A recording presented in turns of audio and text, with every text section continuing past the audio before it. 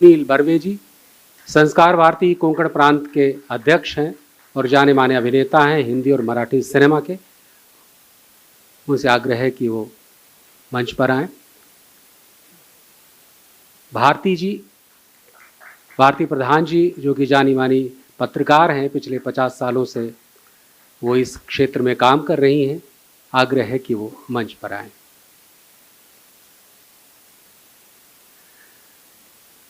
कार्यक्रम सिने टॉकीज, जैसा कि आप देख पा रहे हैं, इसमें टॉक बोल्ड में लिखा है।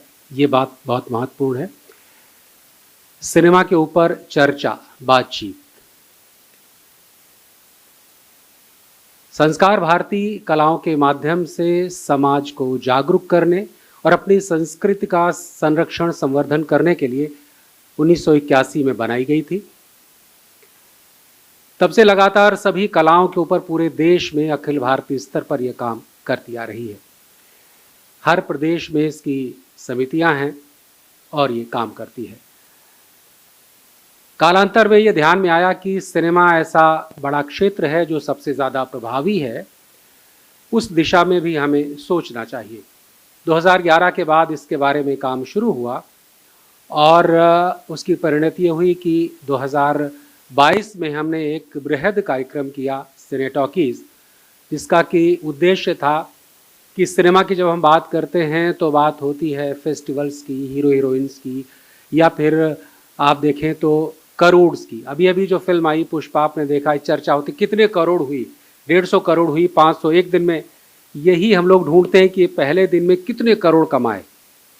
कंटेंट क्या है जो समाज को प्रभावित कर रहा है, उस पर चर्चा नगण्य है, न के बराबर है। उसके ऊपर कोई बात नहीं करता है कि जो कंटेंट उसमें दिखाया जा रहा है समाज के लिए कितना आवश्यक है या उसका कोई अर्थ नहीं है। सिनेमा निश्चित रूप से मनोरंजन का एक साधन है, होना चाहिए, लेकिन उसके साथ साथ और भी कुछ आवश्यक है। इस पर बिना बात किए बात नहीं आगे बढ़ेगी। इसीलिए संस्कार भारती ने ये जिम्मेदारी उठाई कि इस पर हम चर्चा करेंगे।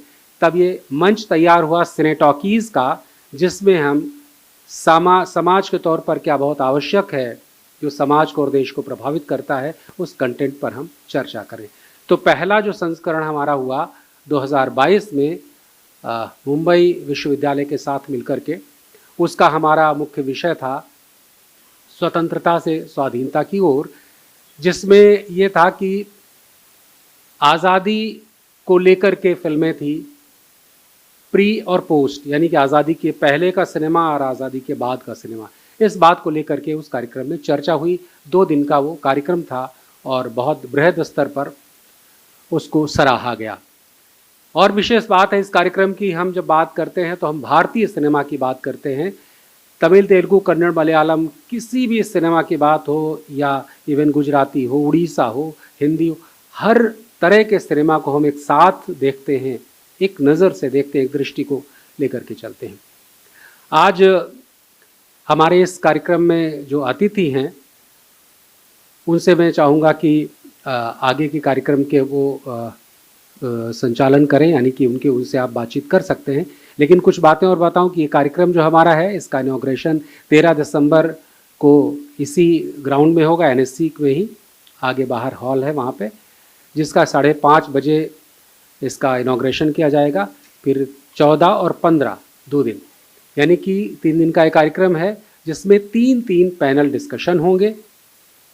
और हमारे इसमें स्पीकर्स मुख्य रूप से अपूर्व सिंह कार्की, प्रणीता सुभाष, सुप्रिया यलगारदा, मधुर भंडारकर, मृणाल देव कुलकर्णी, KV श्रीलेखा, ऐसे जो फिल्मकार हैं, जो नई दिशा देते हैं, सिनेमा के बारे में चिंतन करते हैं, ऐसे लोग वहाँ पर 3 दिन चर्चा करेंगे। तो इस कार्यक्रम के बारे में, और हमारे पैट्रॉन्स जो हैं, हमारे के दिशा निर्देशक जो हैं हमारे इस कार्यक्रम के, श्री प्रवीण तरडे जी, श्रीमती खुशबू सुंदर, श्री विपुल अमृतलाल शाह जी, श्री सुभाष घई जी, श्री जी सुरेश कुमार जी और भारती प्रधान जी। इस पैट्रॉन में से 2 लोग आपके समक्ष हैं, और इस कार्यक्रम के हमारे जो समन्वयक हैं या कन्वीनर कहिए, वह हमारे संस्कार भारती कोंकण प्रांत के अध्यक्ष श्री सुनील बर्वे जी हैं। तो अब हम इनके हाथ में देते हैं कि आगे की बातचीत आप इनसे इस कार्यक्रम के बारे में और ज़्यादा जानकारी ले सकते हैं। जी, शुक्रिया।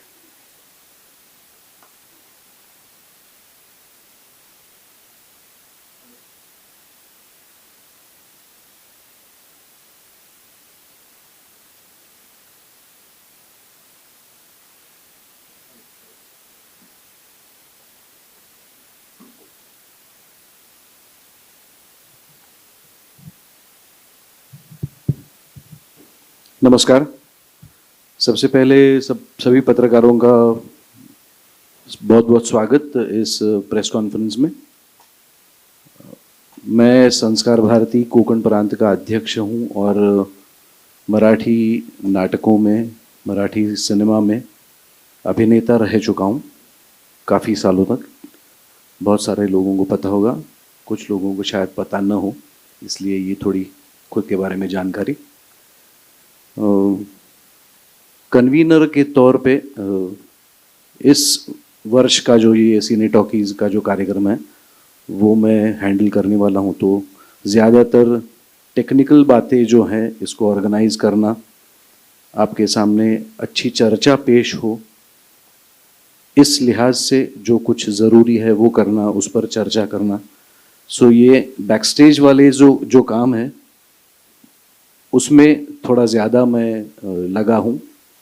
और हमारे जो पेट्रन्स हैं जिनमें से दो आज यहाँ पे उपस्थित हैं, विपुल शाह और भारती प्रधान जी, तो ये भी रिप्रेजेंट कर रहे हैं और इस सेमिनार में बहुत अच्छे डिस्कशंस एक्सपेक्टेड हैं, जिनके बारे में शायद इनको पत्रिका दी गई है, सबको मिला है ना? शायद मिलेगा, वो भेजा जाएगा आपको, जिसमें जो विषय है, क्योंकि 13 तारीख को शाम को 5:30 बजे इसका इनॉग्रेशन होगा। इनॉग्रेशन होने के बाद 14 तारीख को 3 सत्र होंगे, जिन 3 सत्रों में डिस्कशंस होंगे अलग अलग विषयों पर, और 15 तारीख को फिर से 2 सेशंस होंगे और शाम को कल्मिनेशन होगा। तो इस तरह से ये प्रोग्राम आयोजित किया गया है और संस्कार भारती की तरफ से और एनएससी के सहयोग से ये बहुत अच्छा कार्यक्रम यहाँ पे आपके सामने प्रस्तुत होने जा रहा है। तो इसका ज़्यादा से ज़्यादा लाभ उठाएं। इसमें रजिस्ट्रेशंस भी शुरू हो गए हैं और अच्छा रिस्पांस भी मिल रहा है। अखिल भारतीय स्तर पर बहुत सारे लोग, बहुत सारे सेनाकर्मी जो हैं वो इसमें सहभागी होंगे और उनके मन में जो सवाल होंगे उसके उत्तर भी शायद मिलेंगे, चर्चा भी अच्छी होगी। एंड वी एक्सपेक्ट कि जो संस्कार भारती का उद्देश्य है स्व की तरफ जाना, यानी कि भारत के दृष्टि से जो चीज़ें या जैसी फिल्म हम लोग सोच रहे हैं वैसी फिल्म को लोगों के सामने लाना, इस पर चर्चा होगी और शायद आगे चल के हमें और ज़्यादा फिल्में इस तरह से दिखेंगी, क्योंकि हमें किसी पर वर्चस्व दिखाना नहीं है, पर जगत गुरु कहा जाता है भारत को, भारत देश को। तो उसी लिहाज से हम फिल्म इंडस्ट्री में भी रहें, यही अपेक्षा है। तो मैं एक्सपेक्ट करता हूँ कि ये 3 दिनों में ये सत्र जो है वो बहुत अच्छी तरह से चले और अच्छा इसमें अच्छी चर्चा हो। अब मैं चाहता हूँ कि विपुल जी और भारती जी भी अपना कहना आपके सामने रखें।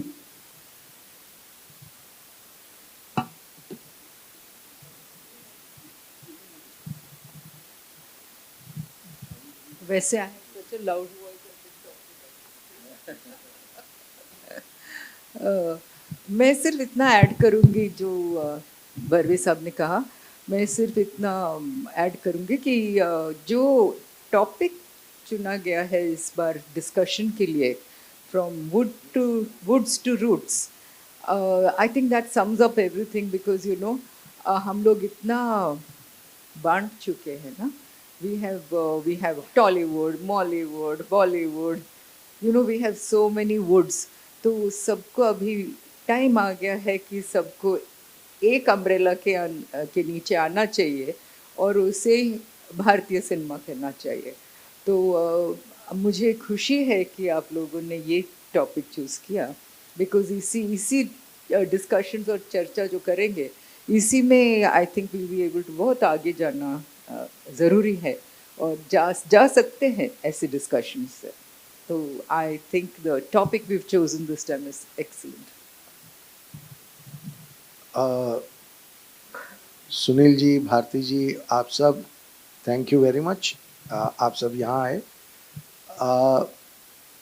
बॉलीवुड शब्द से पूरी इंडस्ट्री को तकलीफ है और ये बात हमारे सबसे आइकॉनिक सदी के महानायक अमिताभ बच्चन जी भी बहुत बार बोल चुके हैं और भी बहुत सारे मंचों पे इसका बहुत प्रखर तरीके से विरोध किया गया है. तो हमारी एक ही रिक्वेस्ट मीडिया से है, अगर आप इसे बॉलीवुड कहना बंद कर देंगे तो ट्रस्ट मी ये बॉलीवुड शब्द खत्म हो जाएगा. और वो बॉलीवुड हुआ तो टॉलीवुड हुआ तो कॉलीवुड हुआ, ना ऐसा कुछ है, ना ऐसी कोई बात है. भारत का सिनेमा एक ही सिनेमा है. और मैं आपको बताता हूँ कि जब हम आज भी जब हमारे साउथ के मित्रों से बात करते हैं तो कई लोग हैं जिन्होंने मुझे कहा है कि हम तो बच्चन साहब की जो पुरानी पिक्चरें थी उसी को इंस्पिरेशन रख के हमारी फिल्में लिखते हैं और वो फिल्में इतनी सक्सेसफुल होती हैं. तो एक आज साउथ बहुत ज़्यादा सक्सेसफुल है, लेकिन वो देखिए आयरॉनिकली नंबर्स की बात कर रहे थे हम, अरुण जी ने भी ये बात का जिक्र किया, लेकिन पुष्पा 2 ने जो नंबर्स अचीव किए हैं वो सारे रिकॉर्ड ब्रेकिंग नंबर हिंदी में से आए हैं. साउथ के नंबर्स उनके रिकॉर्ड ब्रेकिंग होंगे पर हिंदी के नंबर रिकॉर्ड ब्रेकिंग हैं. तो ये एक बात सिर्फ यही साबित करता है कि सारा भारतीय सिनेमा एक है and that is why woods to roots is the right theme. और बाकी भी बहुत इंटरेस्टिंग टॉपिक्स हैं जिनके ऊपर बात होगी, बहुत अच्छी चर्चा होगी और बहुत जो नए हैं सिनेमा की दुनिया में आना चाहते हैं उनको एक नई दिशा मिलेगी, ऐसा प्रयत्न होगा. क्योंकि जो स्पीकर्स हैं उनमें बहुत सारे बहुत प्रखर नाम हैं और वो बहुत एक्सपीरियंस लोग हैं. वो अपने ज्ञान को जब लोगों के साथ बांटेंगे तो हमें लगता है कि जो नए लोग हैं जो सिनेमा में अभी आए हैं या आना चाहते हैं उनके लिए ये बहुत फ़ायदे का होगा. और जब एक सिनेमा की कम्युनिटी में एक जागरण होगा तो धीरे धीरे पूरे देश में उसका असर दिखाई देने लगेगा. ये जो मूल आशय है ये मुझे लगता है बहुत ही अच्छा और बहुत नेक आशय है.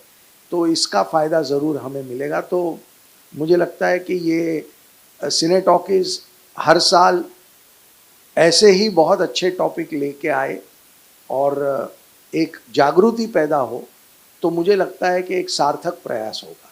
Thank you. विपुल जी जो कह रहे थे, I just want to add to that कि मैं 50 साल के ऊपर I have been a journalist. कई मैगजीन्स के संपादक, have been an editor of a very long time. Star and Style, Movie Magazine, Film Street Journal, I mean, you name Larry, name it, and I have edited Savvy. I've edited a lot of these magazines. लेकिन मैंने 50 साल में मैंने एक बार भी बॉलीवुड का नाम कभी लिया नहीं. I have always called it Hindi film industry or Hindi cinema. To this day, I have never used the word Bollywood. And I just wish दूसरे लोग भी, if they followed me, it would be great.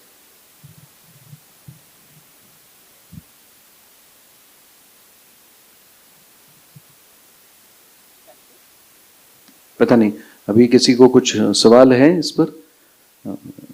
इसके inauguration में जो guest होंगे उनके बारे में जानकारी हम आपको 1-2 दिन में दे देंगे. 13, 14 और 15 दिसंबर को ये जो कार्यक्रम है वो होने वाला है. ये मैं फिर से दोहरा रहा हूँ, 13 तारीख को शाम को इसका उद्घाटन होगा. 14 तारीख को 3 सत्र होंगे जिसमें डिस्कशंस होंगे. फिलहाल तो ये मेरे पास इंग्लिश में इसके टॉपिक्स शायद आए हैं, स्टिमुलेटिंग, जिसमें पहले दिन शायद is box office the only symbol of success in cinema, holistic analysis, ये एक विषय होगा. दूसरा विषय इज सिनेमा जस्ट एंटरटेनमेंट और मोर, ये एक विषय है. फिर तीसरा विषय है local is global, is going back the way forward. दूसरे दिन पे मतलब 15 तारीख को जो विषय है वो है री इमर्जेंस ऑफ भारतीय सिनेमा वुड्स टू रूट्स, जिसका जिक्र अभी हुआ, और role of women in development of cinema and in cinema. So ये बहुत ही महत्वपूर्ण ऐसे 5 विषय हैं जिन पर चर्चा होगी. बहुत मान्यवर लोग इसमें शामिल होंगे और ये डिस्कशन बहुत ही इंटरेस्टिंग रहेगा. मुझे लगता है इस तरह का, जैसे विपुल शाह जी ने कहा कि ये बाईएनियल है, मतलब 2 साल में एक बार ये सिने टॉकीज होता है. तो हम आशा करते हैं कि विषय हमारे पास इतने अच्छे आएँ और जो लोगों का जो सहभाग है वो भी दिन ब दिन बढ़ता जाए और विषय भी अच्छे निकल आए, जिससे cine talkies would be forced to have it every year. और अगर ये डिस्कशन अच्छे हुए तो ये हम सबके लिए ही अच्छा रहेगा. ये मान्यता है हम सबकी. और अभी अगर किसी को कुछ सवाल है इसके बारे में तो प्लीज़ गो अहेड. या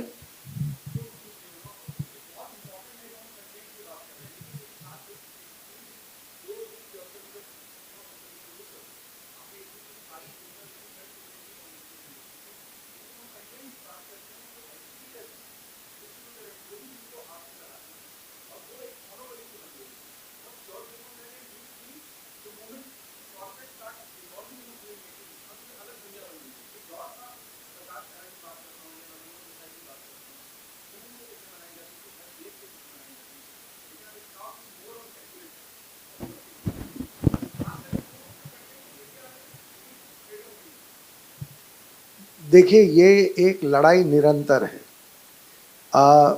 क्योंकि जो डिस्ट्रीब्यूटर है या जो एग्जिबिटर है वो आर्टिस्ट नहीं है.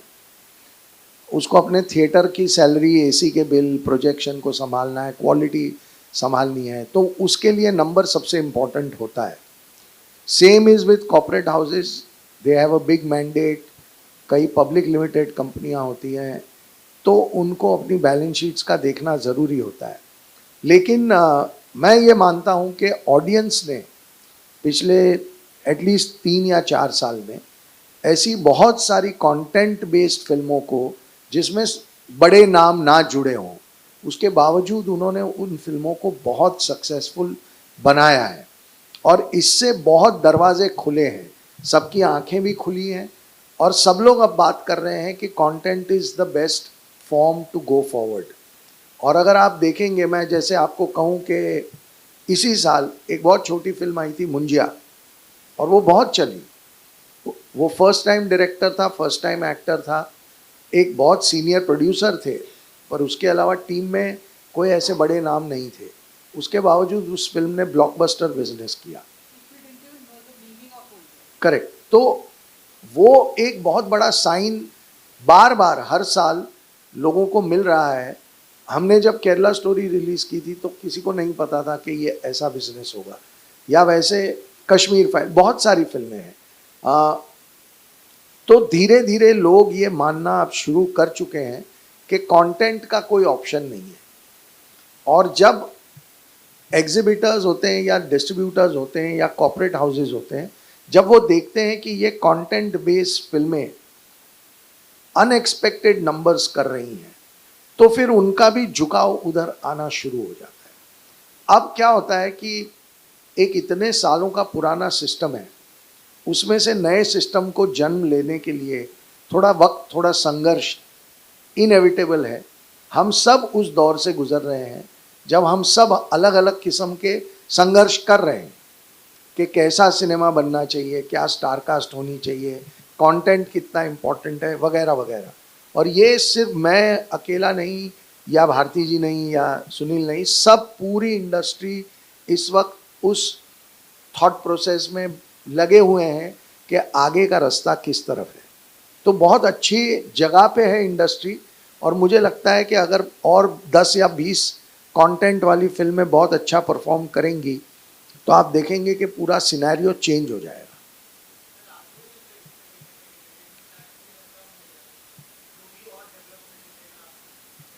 देखिए, एंटरटेनमेंट टैक्स स्टेट वाइज लगाना कुछ स्टेट्स ने चूज़ किया है, बट अदरवाइज जीएसटी के आने के बाद एंटरटेनमेंट टैक्स जा चुका है। तो एंटरटेनमेंट टैक्स की वजह से फिल्में चलती हैं या नहीं चलती, ऐसा नहीं होता। अभी जैसे हमारी केरला स्टोरी को 4 स्टेट्स में टैक्स फ्री अनाउंस किया था, पर जहां नहीं भी अनाउंस किया था उससे बिजनेस में कोई अंतर नहीं आया। तो लोग अगर कंटेंट पसंद करते हैं तो फिर वो प्राइस या एंटरटेनमेंट टैक्स की परवाह नहीं करते। और अभी तो एक्चुअली एंटरटेनमेंट टैक्स बहुत कम स्टेट्स में कहीं कहीं लगाया जाता है, बट अदरवाइज जीएसटी के आने के बाद वो खत्म हो चुका है।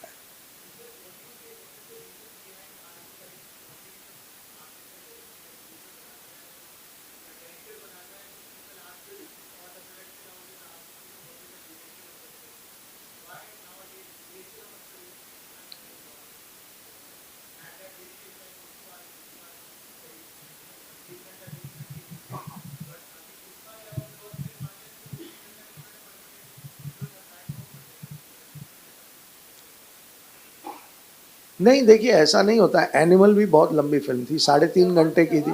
जवान 3 घंटे के आसपास की फिल्म थी। पठान वॉज आई थिंक 245 और समथिंग। ऐसा नहीं है कि फिल्में कंपलसरी। देखिए हर कहानी की एक रिक्वायरमेंट होती है कि ये कहानी आप कितने ड्यूरेशन में अच्छे से कह पाएंगे, और वही एक क्राइटेरिया होता है। और ऑनेस्टली मैंने अभी तक कभी एक्सपीरियंस नहीं किया जब स्टूडियो ने मुझे कहा हो कि फलां फिल्म की लेंथ इससे ज़्यादा नहीं हो सकती। ऐसा नहीं होता। लोग, फिल्म अगर अच्छी होती है तो ये डिस्कशन बिल्कुल भी कभी आता ही नहीं।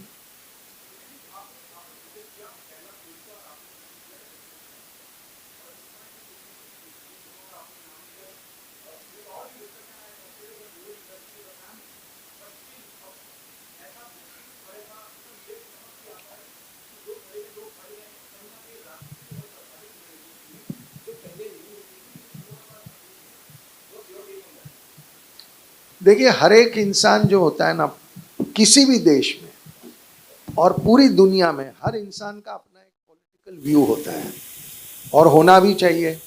क्योंकि अगर हम डेमोक्रेसी में रहते हैं तो हर एक का अपना व्यू होना बहुत इम्पोर्टेंट है, और वो व्यू को वो एक्सप्रेस करे वो भी उतना ही इम्पोर्टेंट है। जैसे मैंने कहा कि इंडस्ट्री एक बहुत ट्रांसफॉर्मेटिव दौर से गुजर रही है, ये भी उसमें से एक दौर है। हम सबके पॉलिटिकल व्यूज़ पहले भी थे, आज भी हैं। सोशल मीडिया के आने के बाद लोगों ने अपने पॉलिटिकल व्यूज़ के ऊपर कमेंट करना शुरू किया, तो सडनली लोगों को रियलाइज़ हुआ कि अरे यार, हम तो फिल्म इंडस्ट्री वाले हैं या आर्टिस्ट हैं, हम क्यों ये कर रहे हैं। पर ये एक इनिशियल फेज़ है, इसलिए ऐसा एक डिस्कशन होता है। बट मैं और भारती जी यही डिस्कस कर रहे थे अंदर कि ऐसे मेरे बहुत सारे दोस्त हैं जिनकी पॉलिटिकल आइडियोलॉजी मुझसे बहुत अलग है, हम फिर भी आज भी दोस्त हैं।